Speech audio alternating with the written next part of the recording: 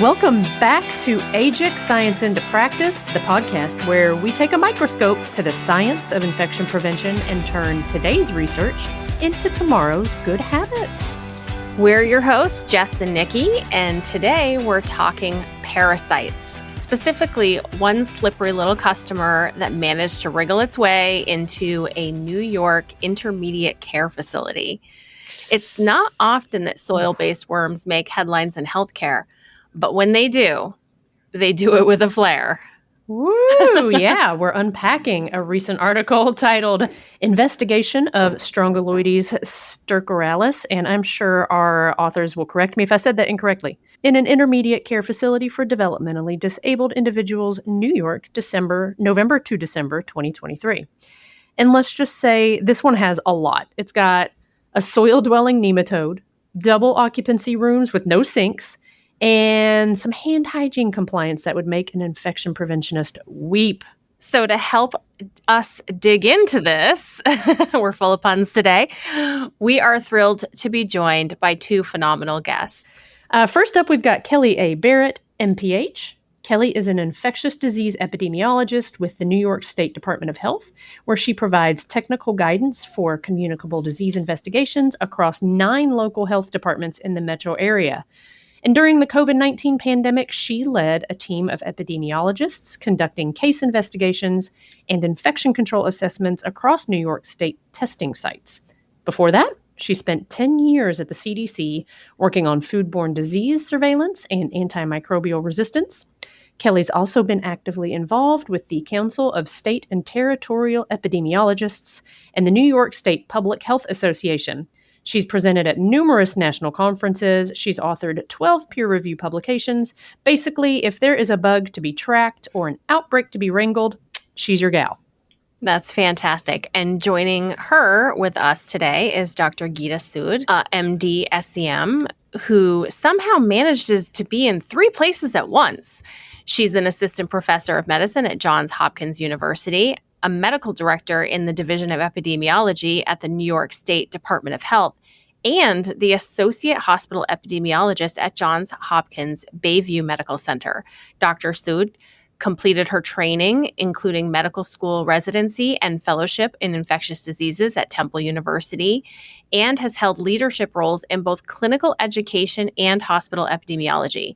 She's led award-winning quality improvement work in burn ICUs, chaired national committees at SHEA and the National Quality Forum, and has a particular passion for using big data and machine learning to predict HAI risks. That is also very cool. Love to talk about that. She also teaches at the SHEA's Fellows course, and somehow still finds time to lead long COVID efforts in New York State. So yes, we are extremely lucky to have her and both of our guests with us today. Thanks for having us. We're big fans of the podcast. Thank you. Thank you. Excited to talk about this very interesting topic. Thanks for having us. Indeed, it is really interesting. And we're just going to start at the beginning, okay? So unless your household is particularly nerdy and tropical, Strongyloides stercoralis is not exactly a household name.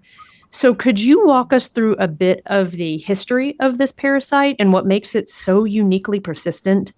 I mean, I read that it's one of the few parasites that can cause chronic asymptomatic infection for decades and then turn deadly if someone becomes immunosuppressed. So that doesn't really sound like your everyday worm. Thanks, Nicki. Yes. Before we got involved in this outbreak, I was also not familiar with strongyloides. Strongyloidiasis is a parasitic infection caused by the nematode Strongyloides stercoralis and can often be asymptomatic. When there are symptoms, the infected person can have rash, dry cough, diarrhea, constipation, abdominal pain, and anorexia. People get strongyloidiasis when larvae in contaminated soil penetrate the skin, usually through the soles of the feet when walking barefoot. Whew. Person-to-person transmission is rare in the community. Strongyloides is a risk in areas with poor sanitation and poverty and has been seen in other institutional settings. Strongyloidiasis is most common in the tropics and subtropics, but active surveillance in the United States has not been conducted since the early 1980s. However, it can occasionally be found in the US, and local transmission has been seen mostly in the southeastern states. Geeta, do you want to mention chronic strongyloidiasis?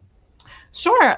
Thank you so much, Kelly. I think you did such a beautiful job explaining the epidemiology of strongyloidiasis and sort of explaining when we would be thinking about it. So thank you for that. And I think you're exactly right that what's most interesting about this worm is that unlike a lot of other worms, you can get autoinfection, and therefore this infection can persist for years and years, exactly like you described. So definitely, like you said, Nicki, not your typical household name, but certainly something that we want to be thinking about. It's really interesting. Thank goodness there's no worms in my office. I like to be barefoot as much as possible. Same, yeah. Oh, that tickled something in me, something unpleasant. Well, let's talk about the outbreak itself. One thing that really stood out was that this didn't follow the typical narrative. There weren't reports of resident behaviors we would usually associate with Strongyloides outbreaks, no soil exposure, no fecal smearing. So how did you determine this was likely facility-associated transmission? Thanks for the question, Jess. Non-ambulatory residents rely fully on the staff for hygiene. So let's talk more about who the staff are in this facility. Most of the staff are direct support professionals who assist residents with their daily tasks, things like bathing, dressing, eating, transportation, and accessing community services. They're not clinically trained. There was very little resident-to-resident contact, and all staff cases were direct support staff. No staff or residents had traveled in the previous 6 months, and there were no reports of gardening, therapy animals, or no other behaviors reported to be known to be associated with strongyloidiasis transmission. So these findings, combined with the infection control lapses that we observed with environmental cleaning, hand hygiene, and PPE, imply this outbreak of strongyloides was not attributable to resident behavior and is likely related to worker-related transmission or environmental contamination. Just an offshoot from that question, what types of animals might you expect could potentially, bring this organism into a facility, or like that you might have contact with that could potentially transmit this organism? Do we know? Dogs can be a host as well.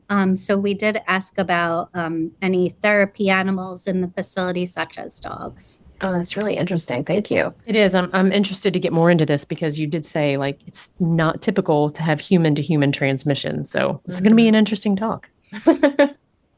So from the diagnostic standpoint, you used serologic IgG antibody testing instead of the classic stool testing. What were some of the pros and cons of using that particular testing, and how do you think it influenced what you were able to detect in the long run?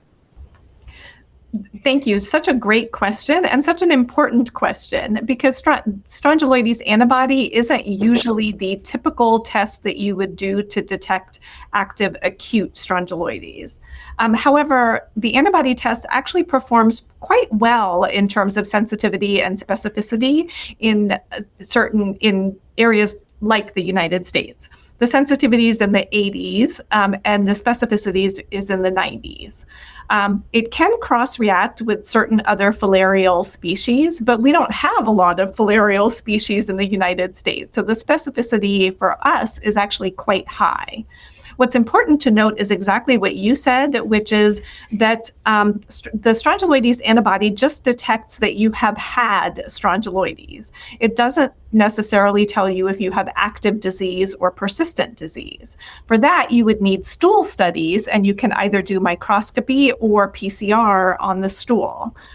The problem with that is the sensitivity is actually significantly less because of intermittent shedding of the larva.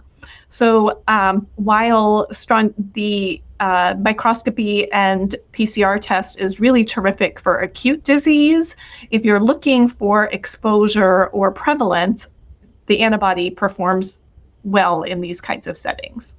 As you mentioned, though, I mean, you wouldn't expect to see anything like this. So I imagine like the stool studies wouldn't necessarily even make sense to be bothered with, right? You are exactly right, because in this situation, it's really more looking for exposure, not really a clinical evidence of disease that might require treatment.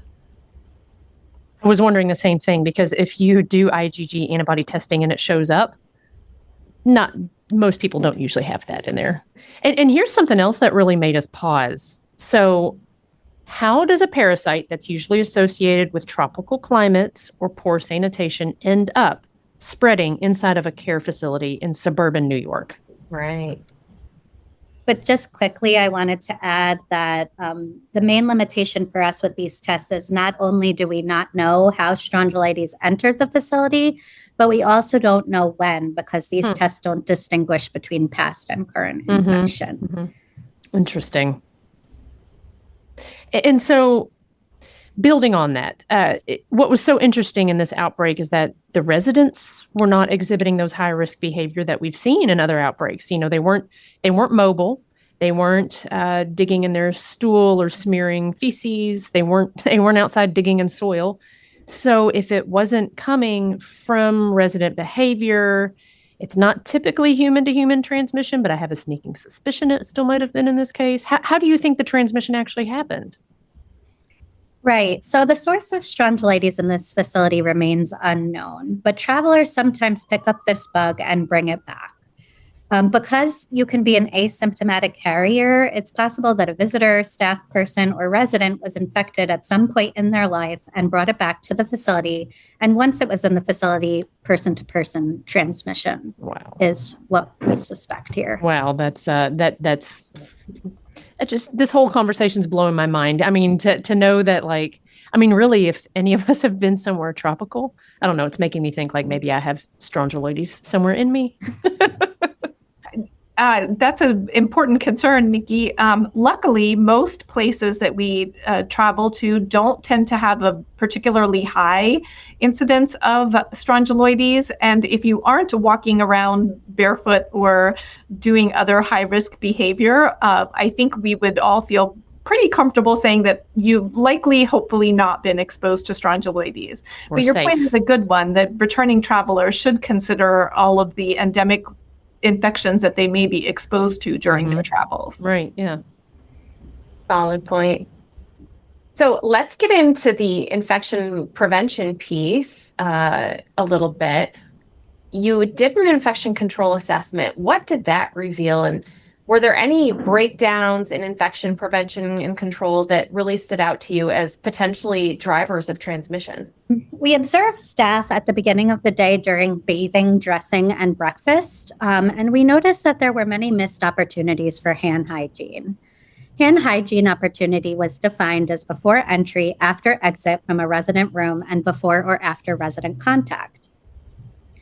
Increased access to hand sanitizer and hand hygiene program was recommended and implemented. Standard precautions were also recommended to prevent Strongyloides transmission. Also, staff were observed wearing gloves in the hallway and moving between resident rooms without changing their gloves. Training on donning and doffing and disposal of PPE was initiated at the time of the visit. Gowns that did not provide adequate coverage were replaced with gowns with full coverage of the arms and body front. Overall, we realized that improved infection control training for direct support staff, who after all are not trained healthcare workers, is important in these types of settings. Absolutely. Well, let's talk about something that gave us a bit of a chill. Strongyloides hyperinfection syndrome. This is something that many of our listeners might not be familiar with, but one resident in your investigation had symptoms that were concerning. Can you explain what it is and why it's so dangerous? Thank you for that important point. Strongyloides hyperinfection is something that we as infectious disease professionals worry about because of the unique characteristic of strongyloides to autoinfect. So once somebody has strongyloides infection, the larva can actually go through the intestine and then migrate throughout the entire body. And often you'll find symptoms and signs related to the pulmonary tract that make you suspicious of pulmonary strongyloides hyperinfection syndrome.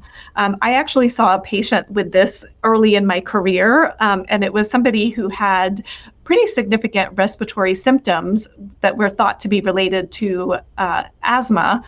They were given steroids, which is one of the predisposing conditions for hyperinfection syndrome, is some sort of immunosuppression. And then they ended up having strongyloides in their lung. And it was actually fascinating because you could see the larva in their sputum cultures under microscope. Luckily, they did well, but it is something, and it is highly treatable with appropriate medication, but it's something you have to be thinking about and something that we want to be having a low threshold to consider. That's horrifying. It is horrifying. Yes. Stay in the stool where you're supposed to. Stop getting in my lungs. All right, let's shift gears a tad because I need to get my brain away from that. I noticed in the paper that not all the residents on the second and third floors were tested. So was it related to consent challenges? Were there other barriers that limited testing? Yes. Tell us about that. Yes, Nikki. Residents or family members might have declined testing, or other factors may have limited the facility's ability to collect specimens on a resident. For example, they might not have been present in the facility at the time of testing. In addition, only contacts of cases were tested. And this is common in outbreak response activities. We don't often have results for all residents and staff. Interesting. All right, let's talk about hand hygiene one more time. So the pre-intervention compliance rate was just about 4%. That's pretty rough, right? When we think about hand hygiene compliance. And one of the things that struck me was the post-intervention, it rose to 47%, which is a big jump from 4%, but still not where we would like it to be as infection preventionists, right? So what did you do to move that needle on compliance? Sure. I want to start by saying that hand hygiene is difficult everywhere, as we all very well know. Yep. These staff were really committed to improving and were motivated to keep their residents safe. We increased the number of hand sanitizer dispensers in the hallways. Staff training was reinforced and internal audits were conducted. And leadership modeled good hand hygiene and mentored staff. That's great. I mean, I think probably, Nikki, all things that we do in our facilities as well, right? To get that compliance up there. Exactly. And like you said, you went from a 4% to a 47% compliance rate, which is impressive. Now, I mean, if we had a 47% compliance rate in the acute care setting, we would still be weeping. But to see that sort of improvement is really impressive, which I think is encouraging. Absolutely. Are there any other things that you think you could do to get that compliance rate up even more? So improving compliance is an ongoing process that requires reinforcement over time with a goal to positively impact the culture of care at the facility. So we'll continue to work with this facility. Great. Well, let's close it up with a big picture question. So this facility follows a social model of care, which understandably emphasizes a warm, home-like atmosphere rather than a clinical one. And that is lovely in theory, but I imagine that it can come at the expense of infection control infrastructure. So can you talk about the tension between those two goals? And I don't even know, how do we strike a better balance between the two? Yes, thanks, Nikki. There are many challenges in this facility. So we're talking about like staffing and operational, structural, and population specific. This is a facility for developmentally disabled individuals, some with very complex medical needs who reside here as their home. The goal of the facility and others like it is to provide comprehensive and individualized healthcare and rehabilitation services to promote functional status and independence. Mm-hmm. There's a desire to make infection control feel like safety and comfort and not like a hospital. This facility treats up to 83 adult residents. Most residents are wheelchair bound and incontinent of stool and urine and require diapering. Infection control training for direct support staff may have not been thorough enough and not reinforced frequently enough. Mm-hmm. The facility has shared rooms, shared bathrooms, and other communal spaces that might increase the risk of spread of disease. It's a challenge. In addition, most of the developmentally disabled residents at the facility are not able to fully communicate, which makes identifying symptoms challenging. Plus, they might have difficulty adhering to infection prevention protocols like isolation and masking. Since these residents are fully reliant on staff for hygiene, staff may worry about making residents feel medicalized instead of cared for. So we want to frame infection control as a way of protecting comfort and dignity. Good infection control equals a good quality of life. That was beautifully said, Kelly. You expressed the tension far better than I could, and so eloquently described how infection control is truly about comfort as well. Thanks, Geeta. To put it all together, we want infection preventionists to be reminded that organisms like this that may not traditionally be considered facility associated still could be the culprit in your facility.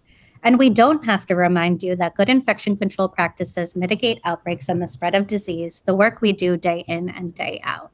And before we wrap up, I wanted to ask you guys if you all have any other final thoughts for our listeners, any shout outs?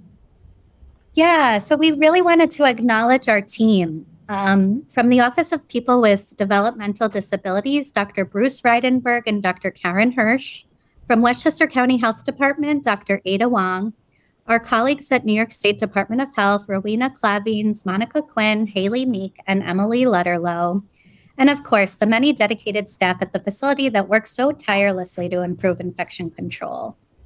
Well, thank you both very much for sharing your insights, your experiences. Of course, this investigation really highlights how rare pathogens can sneak in and exploit gaps in our everyday practices. Absolutely. And it's not every day that we get to talk about parasites. Right? So, yeah. So big thanks again to Kelly Barrett and Dr. Geetika Sood for joining us. Absolutely. And to our listeners, stay safe, stay curious, and please, for the love of all things sterile, wash your hands. And that's a wrap. Thank you for joining us today. We are Nicki Shore and Jessie Swain, and this is the American Journal of Infection Control podcast, Science into Practice. Thanks for listening and doing your part to prevent infection, because remember, infection prevention is everybody's business. AGIC Science into Practice is created by the Association for Professionals in Infection Control and Epidemiology with input from the APIC Center of Research, Practice, and Innovation, and Jean Brandt at AGIC and APIC staff, Rebecca Bartles, Ria Gupta, and Bobby Gulshan. We work in partnership with Human Factor and audio techs Blake Alton and Carolyn Schneer. To hear other AGIC episodes and to access information about this podcast and the field of infection prevention and control, go to our website, agicscienceintopractice.org. That's AJIC scienceintopractice.org.